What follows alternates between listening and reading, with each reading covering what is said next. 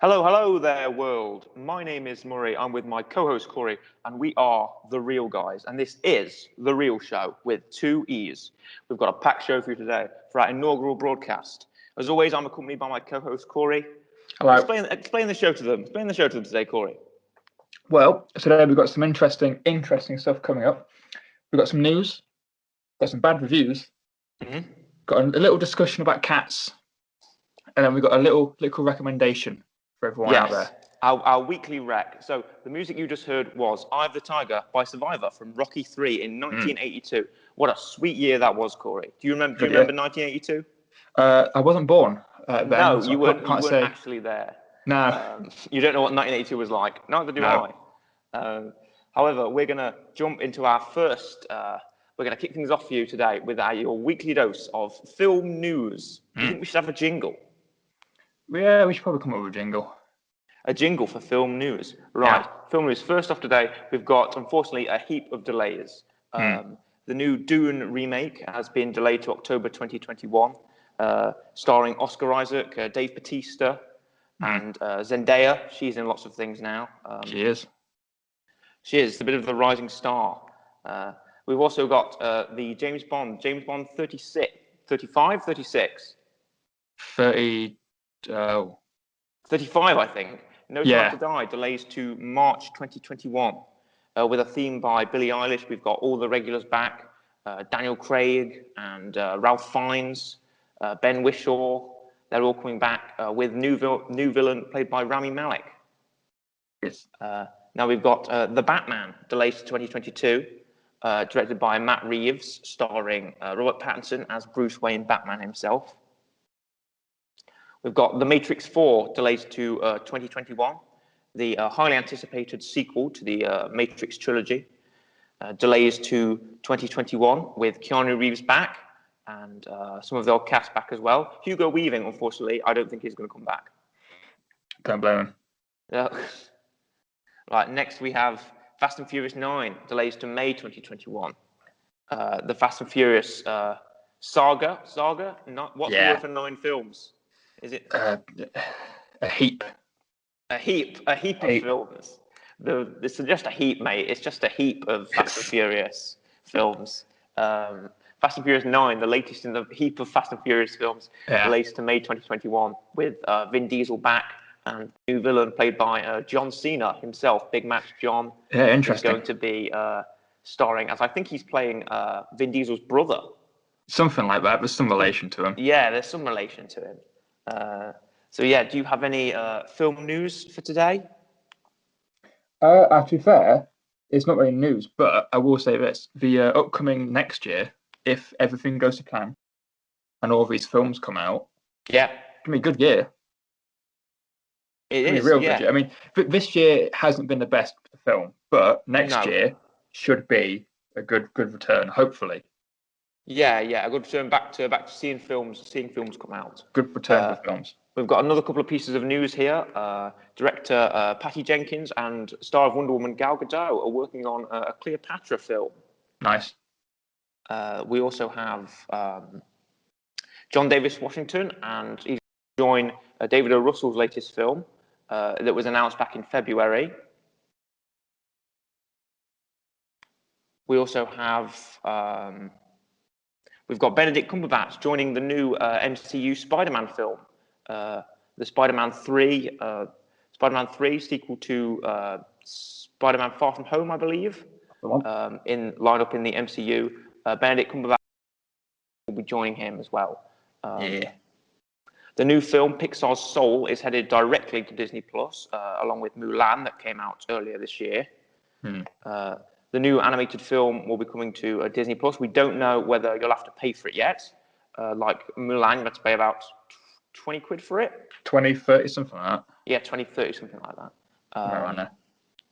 We've got a new trailer for the film Horizon Line, starring Alison Williams and Alexander Dreymon. The new survival thriller, Horizon Line. We also have a new trailer for the film Mank. It's David Fincher back again. He's recreating the Golden Age Hollywood, starring Gary Oldman. and anything by David Fincher is always going to be exciting. I do like me some David Fincher. Yeah, I like David Fincher as well. He's amazing.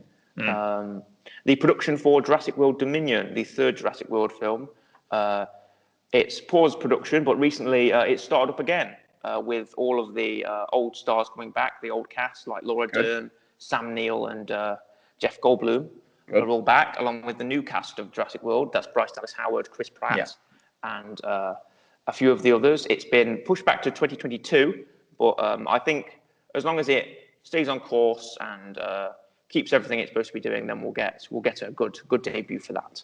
Yeah, good stuff. The 355, the newest film, has come out with a trailer. I have watched it. It's supposed to be, an all-action spy gang film. Put the team together and do the big heist or the big battle or whatever. There's been a highly anticipated sequel to the Train to Busan film, which is the Korean filmmaker I hope I pronounced this correctly, Yong Sang-ho. He made Train to Busan, which is like a zombie apocalypse on a train. It's got critical acclaim over here, so hopefully it'll have a good review for its sequel. It's got a cinema release in November. And that wraps up news. Good stuff. Great. The good next headlines in there. Yeah, there's some good little bites in there. The next thing we're going to be moving on to is a little game that we like to call Good Film, Bad Review. Now, should we have a jingle for that as well? Probably, yeah. Maybe how much does a jingle cost? Can we make a jingle? We can make a jingle. We can make a jingle. So it's Good Film, Bad Review. And now this is where we take a very well-known film reviewing website, Letterboxd, and we encompass some of the bad reviews, the 1-star, half-star reviews, but for critically good films. A lot of people like these films. These are popular films, but these are the films that really grind somebody's gears out there in the world, and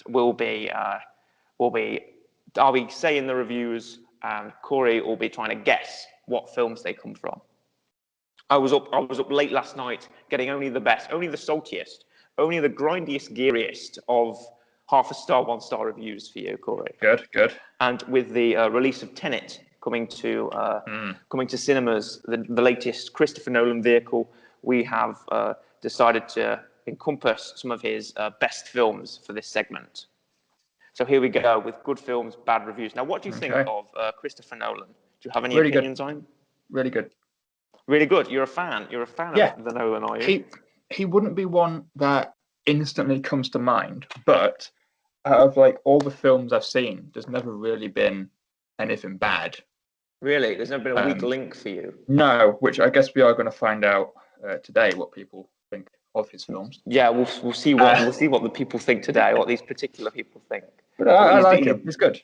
He's got a lot of films where he directed. He tends to work with the same few actors, the same few crew and producers and whatnot. The Nolan family is rich in Hollywood. He directs. His brother Jonathan Nolan is a writer. His uncle and nieces are actors and actresses. So the Nolan family is just full of great talent. So, but we'll see what some people think today in Good Film, Bad Review. So let's kick that off with our first review from Letterboxd is half a star. Okay. So I'll just read this here, and it'll be up to you, Corey, to guess what Christopher Nolan film is this review belongs to. Okay. Also, you can play at home if you want. Play along at home with Corey. So this first review, here we go. Half a star. Okay. Now I'm going to read this review exactly as it is. Okay. I will not correct their grammar. I'll just read it exactly as I see it. Good. I didn't understand nothing. The movie was boring, and don't even trying to tell me the movie has an explanation, because this only makes sense is Nolan's head. All his movies are just like that, except for Batman, because he could not screw Batman's history. Right. Okay. What are your initial thoughts? It's not one of the Batman films. No, it's not. Can confirm that. Okay. So it's obviously some weird story, which, like the president says, he does quite a bit. Yes. There's two films that spring to mind instantly. Right. Okay. and I can guarantee it's probably one of them. Are they films Because directed by Christopher Nolan of any they chance? are, yes. They are, right, okay, great. No, because he does have this thing where his stories are more complex. Yes. I very haven't winding. seen Tenet, No, but I it's even not believe, Tenet. I'll tell you, it is not. Yes. None of these film reviews are from Tenet. but I do believe Tenet is a similar thing. Mm. But he has a history of kicking off decades with some big hitters. Yes, he's a People big call it. swinger. Like again mentioned, Tenet 2020, Yeah, big hit. 2010, I believe, was Inception, Right, okay. big hitter. And then obviously Memento was 2000s, I believe. So he's kicked off the last 3 decades with some big films. And I believe Right, this is okay. either going to be Inception or Memento. Inception or Memento. Inception, you're right on that. It's 2010 release. Yeah. And Memento was 2000. Yeah, So you've I clearly reckon done your homework I reckon about it's that. one of them. Right, Because okay. Which one would you go Memento, for? This person Toes. didn't understand nothing, he says. I reckon they'll get more confused by Inception, and I reckon Inception is the bigger Right. film out of them. So I'm going to go with Inception. Is that your final answer? That is I'm locking that in. Right, okay. And you are correct. That Good. is Inception. Well done there. Thank you. This person clearly needs to have the plot explained to them, but don't even try. Don't even Just try don't try. to tell me the movie has an explanation. Right. That was a very quick guess as well. You narrowed that down very quickly. Mm. Right. Here's this next film. Okay. Here on Good Film Bad Review. Again, you can play along at home with, if you know your Nolan films, you can play along with Corey. Right. Here we go. This is another half a star. Didn't like it. Very boring. Took literally over an hour for anything to ever happen. The entire plot line with Anne Hathaway makes me want to commit homicide. Horrible, not good. Christy, do better. Okay. And this person has a problem with Anne Hathaway and wants to take a life. This person wants to commit homicide for seeing this film. Yeah. I mean, I know cinema's a passion and all, but this person's very passionate. Very passionate. Christy, do better. Christy, do better. Who's Christy? Do Oh wait, better. do they mean Christopher Nolan? Maybe. Are they saying Christy can do better? Okay, so they mentioned Anne Christy Hathaway. can do better. Right. Anne Hathaway got name dropped. Yes. I know for a fact she's in one of the Batman films. She is. I think she's in the third one. I also know, I believe she's in another one of his films. Yes, I think I can't she is. quite remember which one it is. Oh dear. But she's definitely in 2. She is in 2. Saying I like that- Anne. You know what? I like Anne Hathaway. I think she's I didn't alright. even know she was. I didn't even know she was. Is she American? Very good question. I think she's American. She Very, might be one very of those good people where you think they're British, but they're not They're British. not. She is American. I just Okay, remembered good. she is American. I reckon you would have picked. I thought she was Batman film. British. I would have However- picked what? I would have picked the third Batman. No, I reckon you would have picked a Batman film for this, but would that have been the review you would have picked for the Batman? Or did I choose the one that mentioned Anne Hathaway to throw you off Because the it's- scent, perhaps? It's a good point. Did I choose one that mentioned Anne Hathaway to throw you off the scent of? She is in what you were right. She is in more than one Nolan film. is. More than one film It is. directed by Christopher It Nolan. is the third Batman film. She's in. You think it's the third? You think it's the Dark Knight Rises? Yeah, I'm gonna go for Dark Knight Rises. I'm gonna Oh, lock is it that in. your final? Is that your final answer? Locking it. Oh, you're incorrect. Was it the other one she's in? It was Interstellar. Oh, The review was from Interstellar. Oh dear. Well, you know, you had 50% chance of getting that right. arguably better than the third Batman film. Oh well, you had 50% chance of getting that right, and Oh well. you had half chance. I Well, it's had either logic. One or the other. I had One or the logic other. in my guess. Right. Okay. This is another half a star review. Okay. Now I picked this one purely for the image it creates. Oh God. Now it's not graphic. Yeah, yeah. But it's just try to imagine this happening. I'm sure you can. Okay. I'll get it in my head, right? Yeah, Yep. half a star. Imagine, really think about this, right? Okay. Really create the image in your head. I'm gonna read this in a sort of narrative voice, and just try and imagine this happening. Okay, go for it. I saw this movie at a midnight premiere, and I stepped out of the theatre enthusiastic, but with a few complaints. As my friends and I made the hour-long drive home, those complaints just kept growing. By the time I got home, it was one of my least favourite movies of all time. Huh. Try to imagine that. When I read this review on Letterboxd, I imagined, weaving through lanes that are sort of empty. You know, when motorways get really sort of distant and foggy in the morning. This person saw it at a midnight premiere. It's 3 a.m., 4 a.m. They're driving home with their friends. They're in the back seat. They're driving down. They're driving down empty motorways, and you just see this person's face go from one of a smile to more. There's muffled words in the background of their friends. They're sort of chuntering to themselves about, oh, this is a really bad film. And by the time this person gets home, it's one of the least favorite movies of all time. It only took them an hour-long drive to turn it from a film they were enthusiastic about to one that they just loathed, they hated. Yeah. Okay. That's the image it creates for me in my mind. Okay. What do you think? Interesting. Okay, right. So initially, and I'm sure a lot of films do this, because this is just the nerd in me. Whenever I think midnight release, my mind immediately goes superhero films. That's not a bad shoot. Only because the only midnight release I've been to was Infinity War. Right. Okay. I know Star Wars did them as well. That's what I was going to go for. Which leading me. He hasn't directed a Star Wars film. I mean, the no, only midnight release I've been to. It's leading me to Batman again. It's leading you back to everything comes back to Batman. That's what I always say. But everything comes back to Batman. It's the midnight release. I don't think it'll be the first one. No, Batman Begins. You don't think it'll be that? I reckon it'll be the second or third. I reckon he's heard about or seen the second one maybe, and he's gone, oh, the second one's good. I'll go watch the third one because the second one was really good. Or he liked the first one, and then he's gone, I'm going to watch the second one. But people like the second one. That is the Batman film, arguably.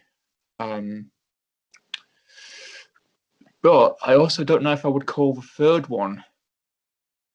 I've seen the third one. I've seen the second one. You've seen The Dark Knight and The Dark Knight Rises. I didn't mind The Dark Knight Rises, but I know a lot of people didn't like it. Right. Okay. What with Tom Hardy's Bane?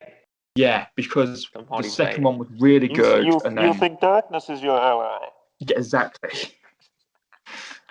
I told myself I wasn't going to do that, but I quite liked the old school Bane, where he was. I forgot what film it was. There's one of the old 80s and 90s ones where he got kidnapped and he got pumped with the stuff, and then he became this massive guy and escaped. He was in Batman and Robin. There was a Bane in Batman and Robin. That might be the one I'm on about. What, with Arnold Schwarzenegger's Mr. Freeze? Possibly. That's ringing a bell. He's just big Bane.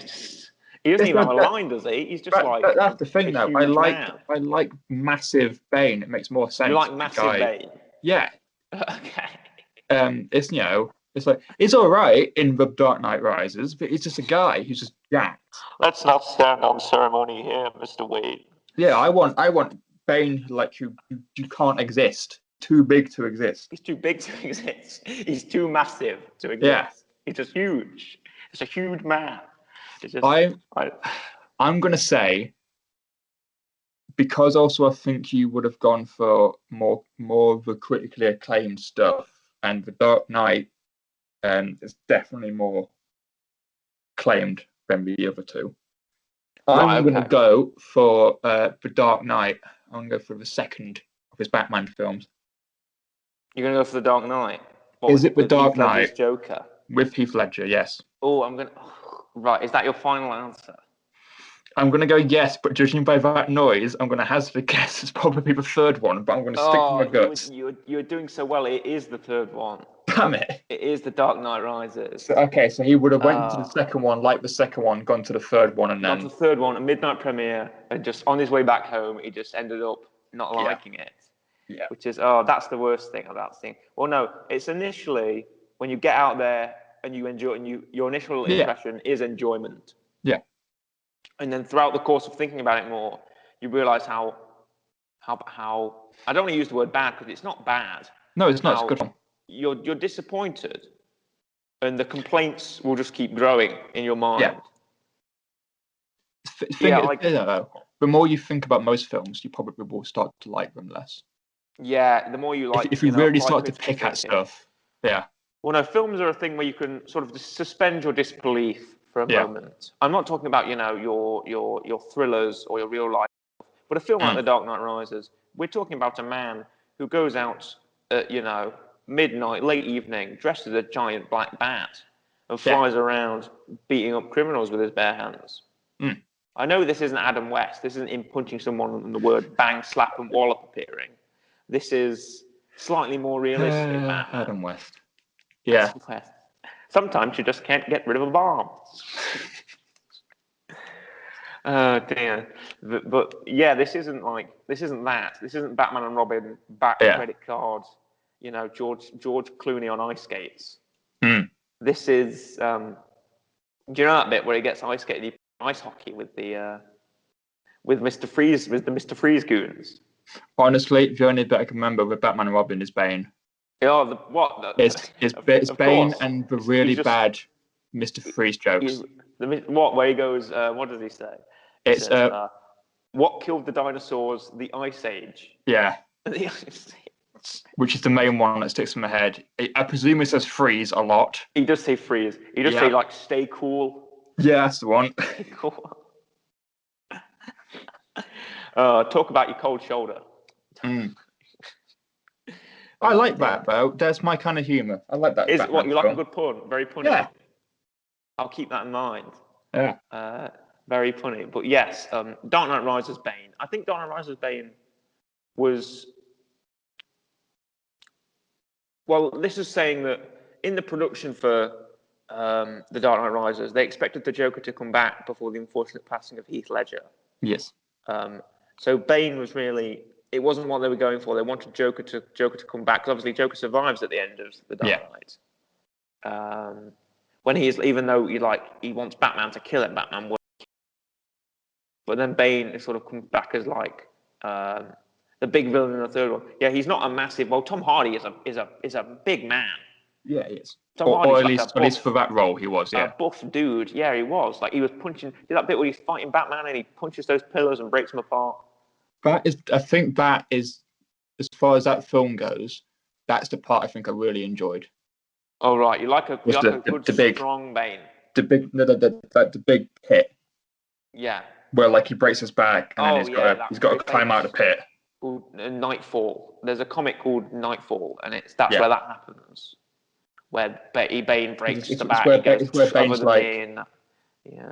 he's like, oh, this is where I used to be, and this is why he's so strong because he had to climb out of it or something. Yeah, he the big pit. He had to climb out the pit. Yeah, see, I like that bit. That's really good. I like. Yeah, that was a really good. That whole scene it's in some kind of sort of watery watery hole. It's underneath the big warehouse where all the Bat tech is or whatever. And Batman's fighting Bane, and Bane's just talking to him as he's fighting him. He's just making a speech. He's going, Mr. Wayne, can I tell you about people? People, can I tell you about hope? Hope. Do you know I'm running for president? I don't know. He just comes out with these very philosophical lines, isn't it? Because the whole thing where you think darkness is. I'm not doing. Should I do the impression again? Put my hands in my mouth and do. I mean, you've done it for the whole time. You might as well carry it on. I have. He goes. You think darkness is your ally? You merely adopted the dark. I was born in it, molded by it. He says that. That's me. That's me cupping my hands over my mouth and speaking in. I don't know. Apparently, the Bane voice was modelled off some kind of bare-knuckle boxer in England. And that's how he sounded or something. It was a guy called I don't know. It was the guy had some kind of name, and Tom Hardy modelled his voice over how this guy sounded. Yeah. Which is a great nuance, to be honest. Yeah. It's a great nuance to his character, and I do like the sort of League of Assassins Bane. Yeah. Sometimes I feel Bane can just be this big man, like you said, this just humongous dude. Yeah. who just wants to beat up Batman. But I think him having a reason for beating up Batman and being affiliated with, is it Ra's or Ra's al Ghul? I think it's Ra's al Ghul. Ra's, I think. Has a more of a like a personal connection. Yeah. Because there's villains that have that personal connection to Batman. Right. We'll move on. Move on to we've got very infamous 2019's Cats. I wanted to speak about this for a while. You have. I dragged myself to watch it last night, and frankly, it was a drag. Yeah. It was an hour 50-minute drag. Yeah. Including I stopped at the credits, to be honest. Yep. Now you actually paid money to see this. I went to the cinema to see this. You went to the cinema to see this. Were you forced at gunpoint to do this? Well, basically, I liked Cats when I was younger because I had it on VHS. Right. Back when VHS was a thing. Uh-huh. So I quite liked. I thought Cats was enjoyable, really good musical. And then when I heard of doing a remake, and everyone was like, "Okay, this is gonna be bad." I saw the trailer and the CGI, and it looked awful. Right. I wanted to go see it because I wanted to kind of know how bad it was, because I knew it wasn't going to be good. And you knew it wouldn't be a 5-star top 10 film. Yeah, exactly. And then, like, my family wanted to go, so I was like, "I'll go just to see what it was like." And oh boy, was it an experience! Right. Okay. Now, who attended this film with you? Me, my mum, and my brother. Right. Okay. All three of us went to go see Cats. Right. Okay. Oh, I pity them. And you, but I was watching this alone. I knew about all the negative press. I knew it was effectively what they call a box office bomb. Yep. It had a budget as high as 100 million. Yeah. It only grossed 75 million. It's estimated to have lost Universal Pictures as much as 114 million.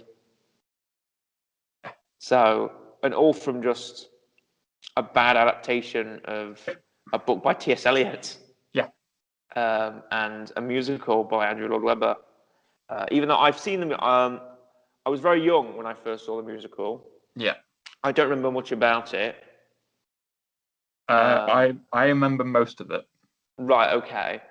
I tried refreshing my memory of right. the story. Let's speak about the film for a moment first. Yeah. Directed by Tom Hooper, who previously did Les Miserables, which I never sat through in full. I haven't seen it. Right. Okay. I wonder whether it was an issue of too much directorial control. Maybe. I feel like at least he had experience with musicals. Yes, with musicals, yes. At least he has that. I will admit, I'm not a very big fan of musicals. Right? I quite enjoy them. Right, okay. I'm not a big fan of it. I don't like how they have to stop talking to sing. That annoys me. Yeah. But I think that if it was an issue of directorial control, like know where they said they'd like almost do like a patch to the film, like they'd fix the CGI after they released the trailer and after the film was done. Yeah. Like it released on the 16th of December, and by December 20th, 2019, they had already gone back and fixed things. I mean, it was when did the musical come out? 1998. 1998. Okay. Well, that's when the film of the musical came out. The film, right? That's when the home release of the musical, as I would call it, came out. Well, from looking at the cast here of the 2019 film, you really can't go wrong. If they were in anything else other than Cats, I'm sure they'd be fine. Like we've got the debuting Francesca Hayward as Victoria the White Cat, Dame Judi Dench, Idris Elba, Jennifer Hudson, Rebel Wilson, Ian McKellen, James Corden. We've got a lot of big names here. There's quite a few of them. There is. Bloody Ray Winston's in the film. Yeah. I didn't realise that. Yeah. What the hell is Ray Winston doing here? Why isn't he in, I don't know, A Guy Ritchie film. What's he doing here? How much money did they offer him? I won't do my Ray Winstone impression because, frankly, you don't need to hear it. But I'm not working in Cats. I'm not getting dressed up in a cat suit and dancing around like cats. Oh dear. Anyway. Yeah. Well, I wanted to mention other musicals. Right? Okay. Like a film like La La Land. Okay.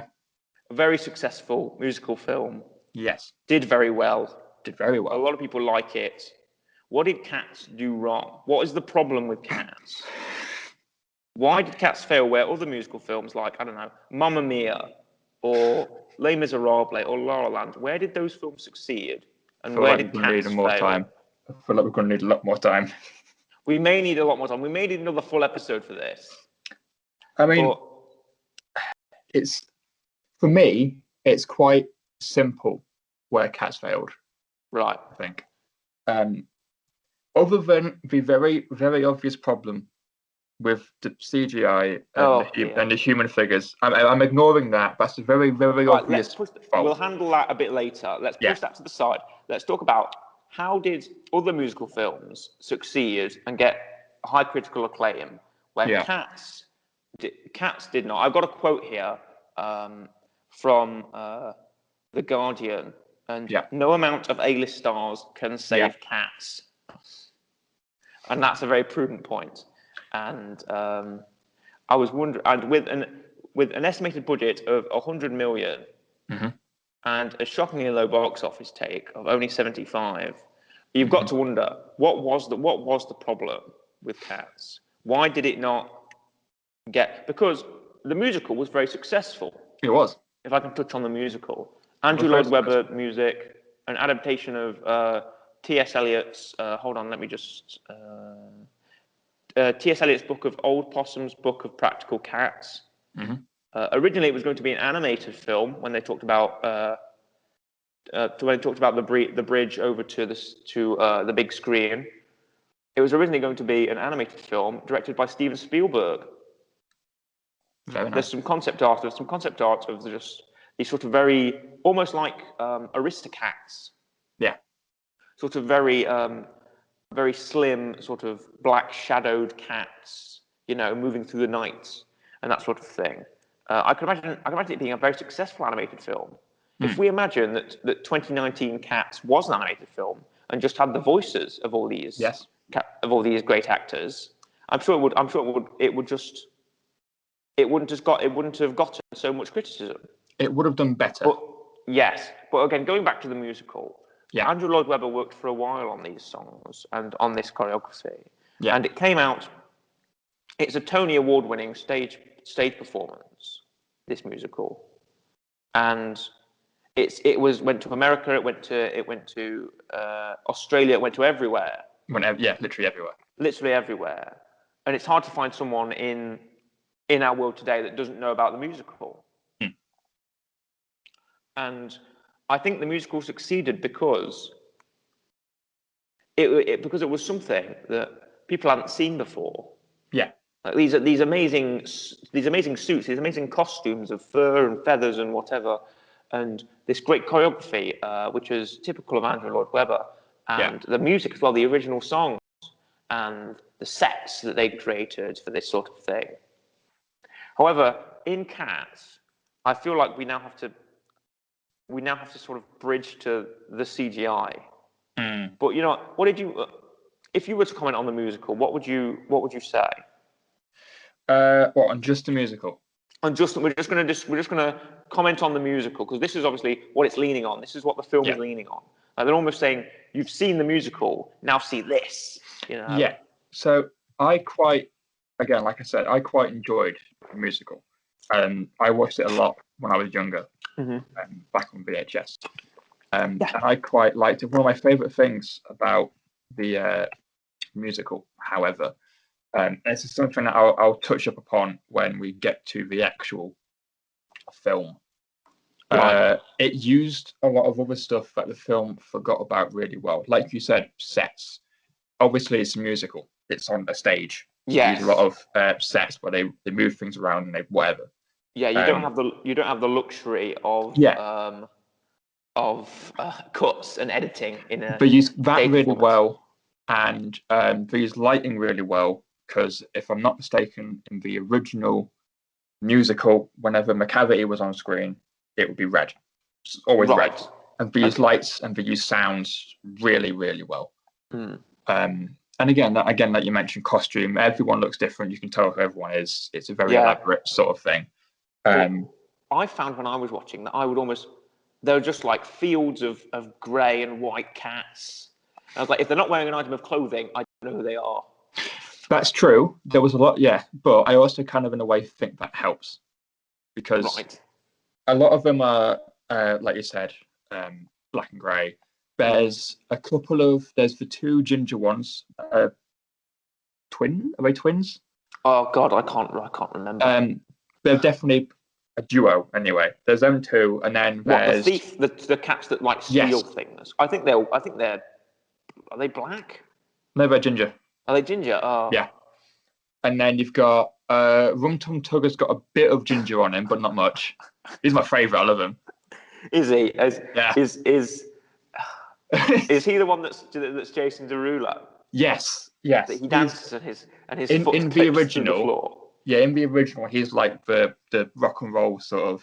He's the rock and roll cat. Yeah. His song did not sound very rock and roll in the film, I'll admit. To be fair, from what I remember, it wasn't that different. It definitely was better in the musical. It definitely Right, fit the rock yes. and roll character more. And then obviously, again, McCavity was red. Basically, it looked Right. like fire. So I think that's why it helps because whenever McCavity is on screen, you can see it. It's very clear. Right, yeah. It's almost differentiating. It's the contrast between the two. Sort of. Whenever he's on the stage, you can Yeah, tell. he's a presence. Right, yeah, okay, great. Um, Now, to touch on the CGI, Yep. first off, I would not want to touch the CGI, Nope. but we can discuss it.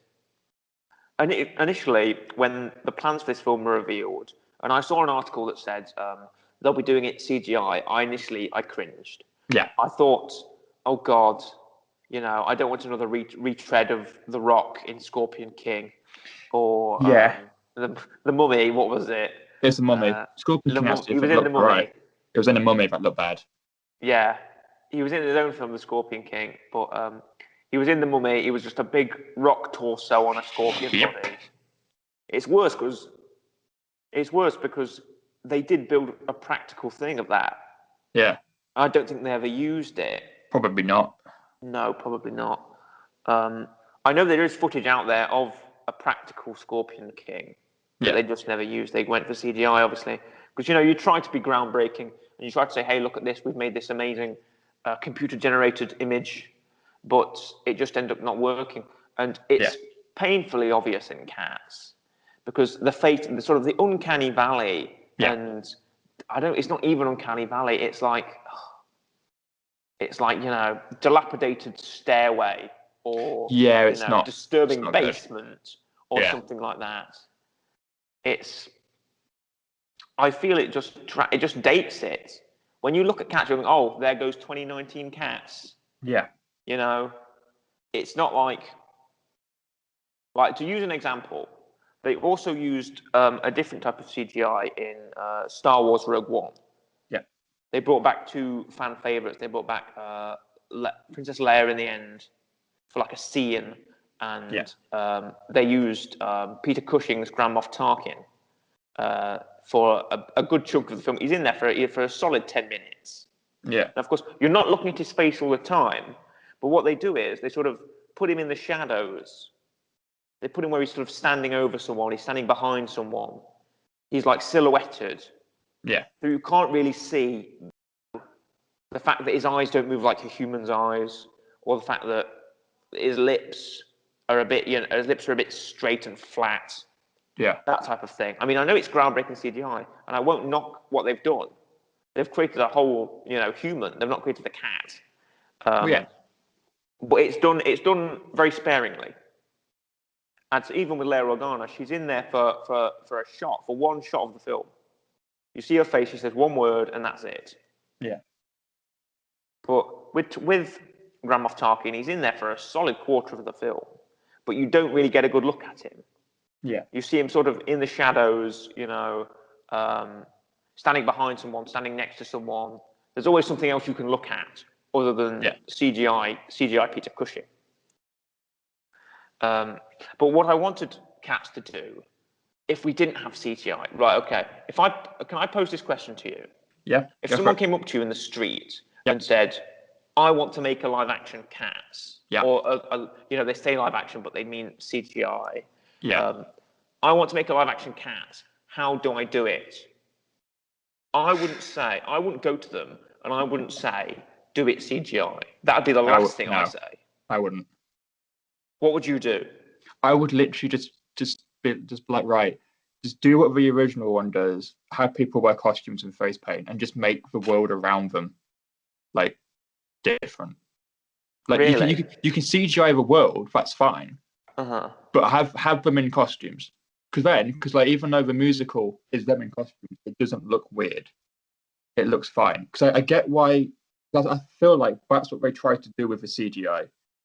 We tried to go right. Let's make it look like they're like the musical where they're humans but they're also cats. But it doesn't work. Because in the musical, you can tell that's a human wearing a costume. But it's fine.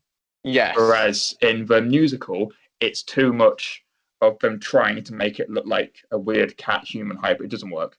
You mean in the film it's trying to make them look like a hybrid, and that doesn't work? Yeah, it's almost like they didn't want to make the costumes, so they CG'd the costumes, and it doesn't look. Well, no, I think they said, "We've got all these recognizable faces. Yeah. Let's not morph them into cats." Yeah, but like as much as they have recognizable faces, that's not why people are going to go watch the film. But they had. They I know, but they've got these like weird human noses and like human eyes. They've not got cat eyes. And I just don't know. It's a very bizarre thing. It is. It just looks weird to me. Every time I look at it, I'm like, oh. And I had to watch this thing. Yeah. I did this for research. I sat there for an hour plus looking at these cats, and I'm like, oh dear. I don't know. I don't know what to think. I'm just, apart from the fact that I don't like it, I don't know what to think when I look at these things. But also to let you know, it got a 20% on Rotten Tomatoes. Yeah, not surprising. No, I'm not sure whether this was some kind of experiment. Do you think that this could have been some kind of experiment? Like, let's see what we can do. Let's see if we can make a CGI Cats. Maybe. Or something. If it was, I hope they've gone, yeah, we can't do that. Yeah, I hope the experiment didn't work. Yeah. I hope it was an unsuccessful experiment. But, I hope no one in the future tries it again either. Just it doesn't work. No, stop. Leave it alone. Yeah. Leave it alone after this. We don't need. Well, I think it shouldn't taint the memory of Cats, because Cats as a musical works great. Yeah. But some things you should never really put to film, or you shouldn't really try and touch it or tweak it. Yeah. Or like if someone came up to me in the street and said, "How do I make a live action Cats?" First off, I'd say don't. No. But if there was a gun to my head and someone said, "Make Cats live action," I'd go, right.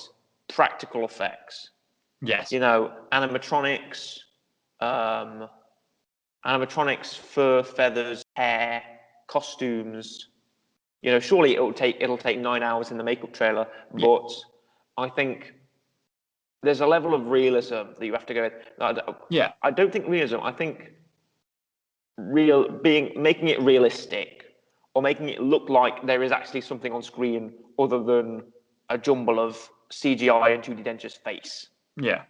You have to look at that and go, yes, that is a cat. That is a cat played by Judi Dench, but that is a cat. Yes, exactly. And I agree that the CGI can be used, but it can be used very sparingly. Like maybe with the eyes, or maybe with the eyes, or with the background, or with, I don't know, the stars in the sky or something. Just use it very sparingly. Don't use it a lot, because too much CGI can date a film. And I know it'll never be perfect, but it's not like you're looking at PS3 graphics. Yeah, I get that. You aren't looking at PS3 graphics. You aren't looking at something that's a jumble of pixels. Yeah. You look at something that does look realistic. But the human eye, we look at faces every day, all day, every day. And the human eye is trained to pick out something that doesn't look real. Mm.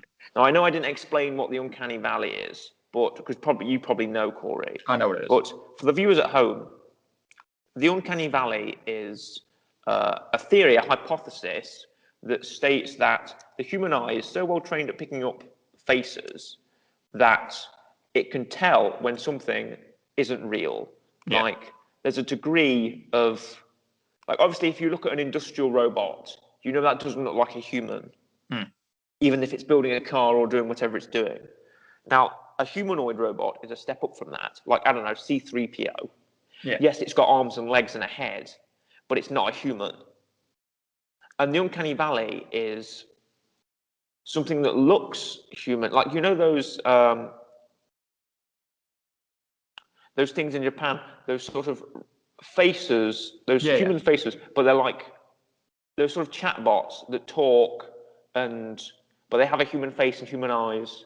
Yeah. But you could tell they're not human. There's something about them. They've got a sort of plasticky look, and the way their eyes move, the way they speak, the way their hair moves, that sort of thing. Yeah. And at the top of the uncanny valley is a person, because you can tell that what a person looks like, a healthy person.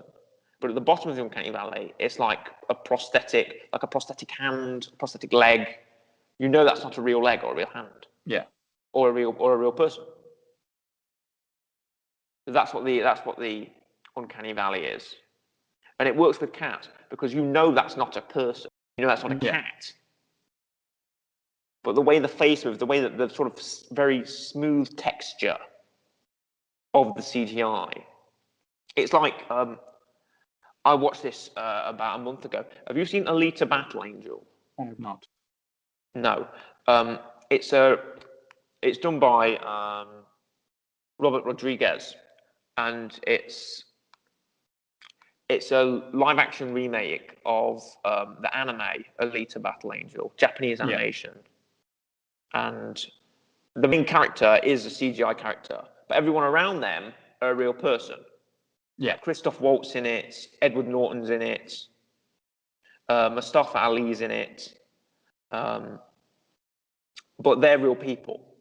Yeah. And it's the fact that she's CGI.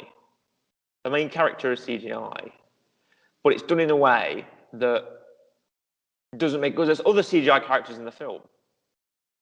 So it sort of blends. So yes, maybe when you're doing cats, maybe you could have a CGI character, but just put them in with real characters or something. Yeah. Like, we're not looking at Phantom Menace here. We're not looking at Jar Jar Binks walking around with Liam Neeson. Oh, because you can tell that Jar Jar Binks isn't real. Oh yeah.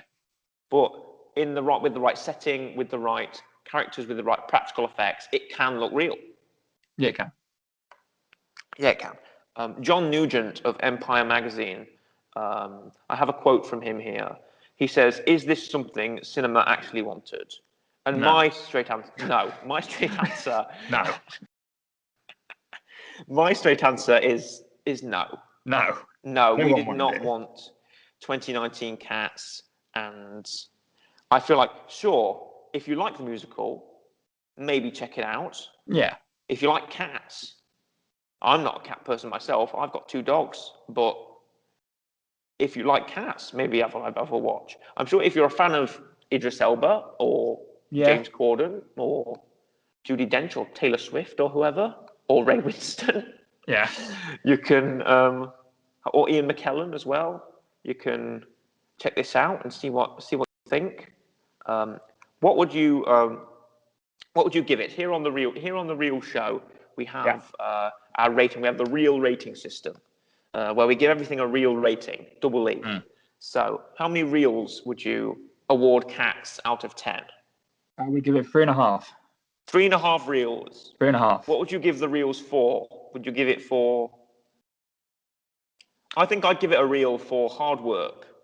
I would say it's 3.5 if you like the musical You can probably watch it once, and you'll probably find some kind of enjoyment. Okay. The songs are still there. The songs still sound fine. They're still catchy, whatever. There is some new ones, but other than that, all the original ones are still there. So it's good. If you don't like the musical, you're not gonna like the film. Avoid it. But ultimately, it's not good. The film from the 90s is still better. And they shouldn't have been a thing in the first place.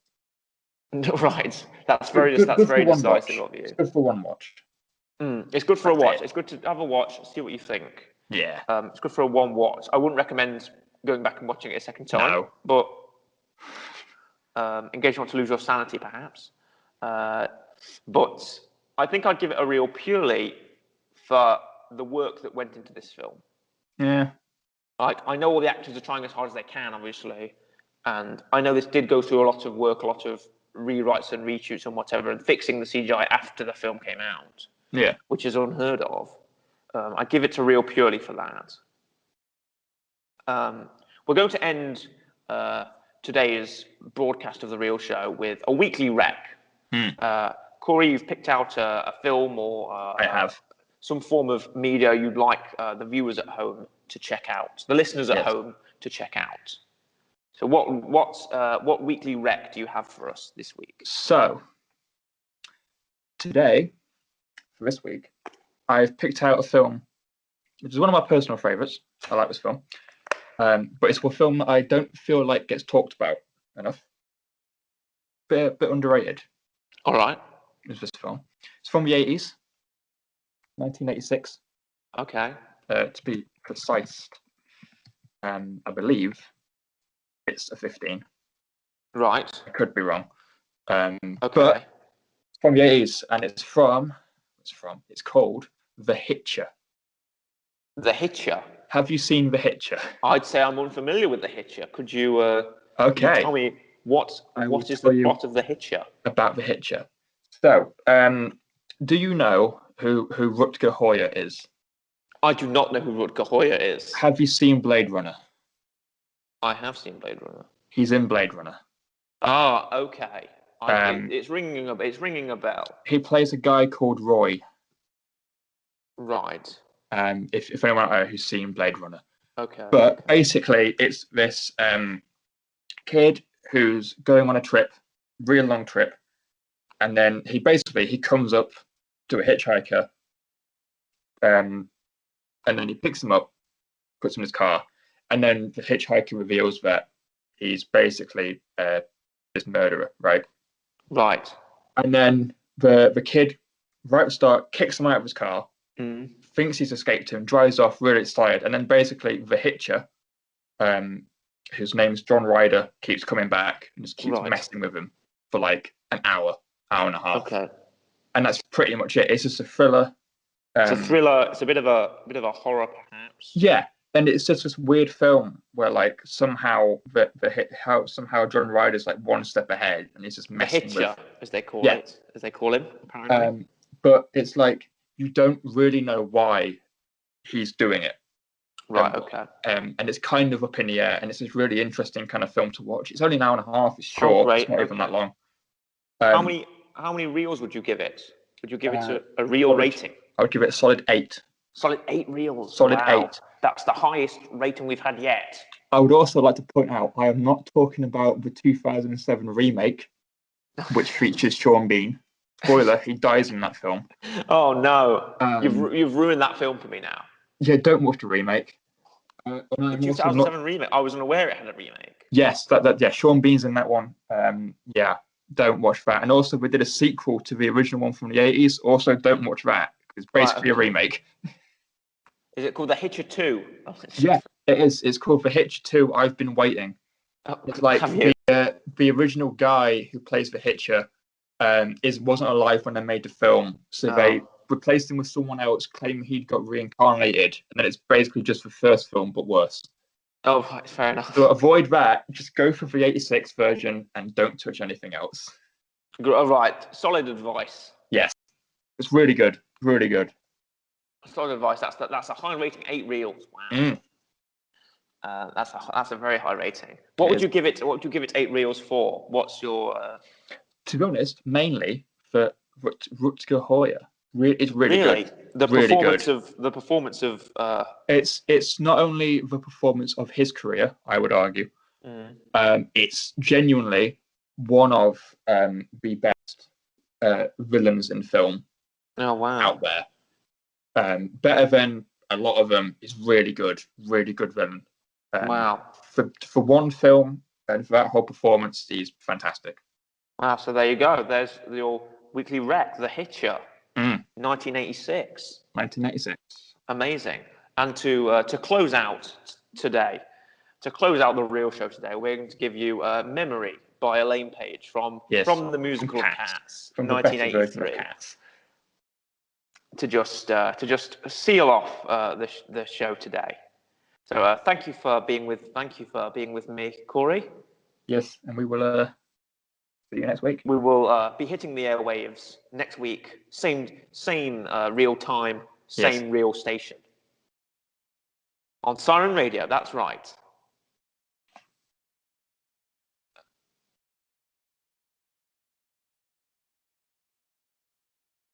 Cut.